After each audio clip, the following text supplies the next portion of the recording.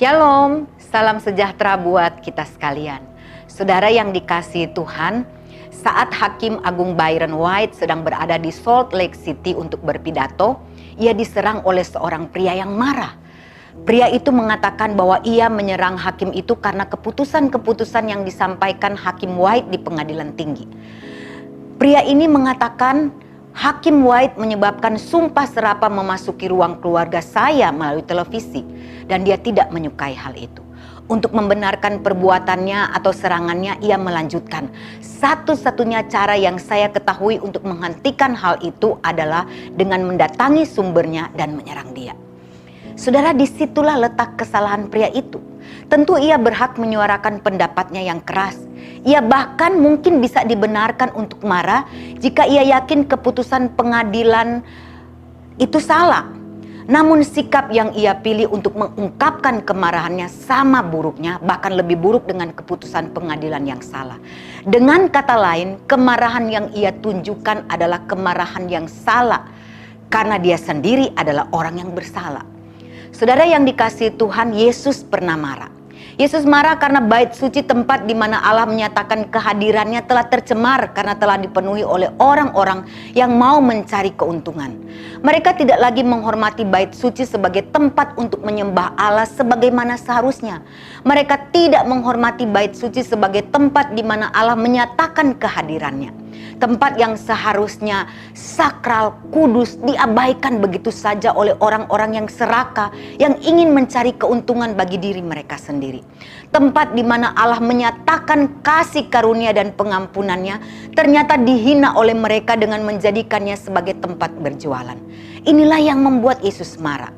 Saudara, seorang peneliti perilaku budaya dalam bait Allah Yahudi menunjukkan bahwa praktek jual beli binatang di pelataran bait Allah sebenarnya adalah hal yang umum dan diperlukan pada waktu itu. Ini disebabkan karena pada hari-hari raya Yahudi seperti Paskah, orang-orang Yahudi yang tersebar di berbagai tempat akan datang ke Yerusalem untuk beribadah dan mempersembahkan hewan ataupun hasil bumi di bait Allah sebagai korban persembahan. Dan umumnya orang itu tidak membawa berbagai jenis hewan dan hasil bumi dari tempat asal mereka. Hal ini dikarenakan jarak tempuh yang jauh dapat mengurangi kualitas hewan yang akan dipersembahkan, yaitu tanpa cacat celah. Karena itu mereka lebih memilih membeli dari para pedagang di bait Allah tersebut. Tempat penukaran uang pun dibutuhkan, mengingat mata uang yang mereka bawa tentunya berbeda. Sampai di sini, apa yang mereka lakukan ini sepertinya membantu orang-orang yang hendak beribadah dan mempersembahkan korban persembahan dengan menyediakan kebutuhan mereka. Lantas, mengapa Yesus sangat marah?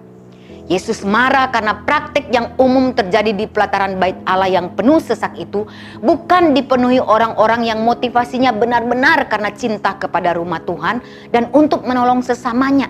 Tetapi sebaliknya dipenuhi dengan orang-orang yang serakah, yang cinta akan uang. Mereka mengambil keuntungan dengan cara yang kotor, dengan menjual hewan-hewan itu dengan harga yang sangat tinggi. Yesus sangat menghormati bait Allah. Di ayat yang ke-17 dicatat, cinta untuk rumahmu menghanguskan aku. Saudara, Yesus begitu mencintai dan menghormati bait Allah itu.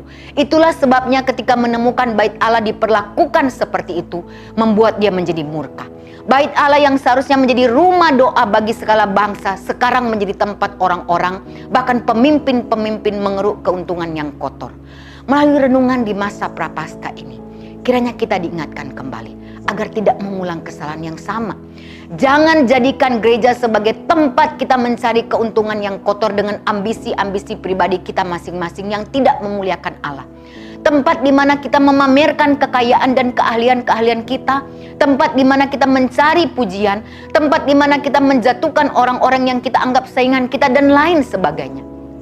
Sebaliknya, ingatlah, biarlah kita selalu memiliki kerinduan untuk datang dan menjadikan gereja sebagai tempat kita bertemu dengan Allah yang kudus.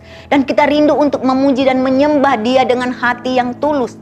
Tempat di mana banyak orang bertemu dan mengenal Allah serta mengalami Tuhan lebih dalam lagi. Dan tempat di mana anugerah dan pengampunan benar-benar dirasakan oleh setiap orang berdosa yang mau mencari Allah.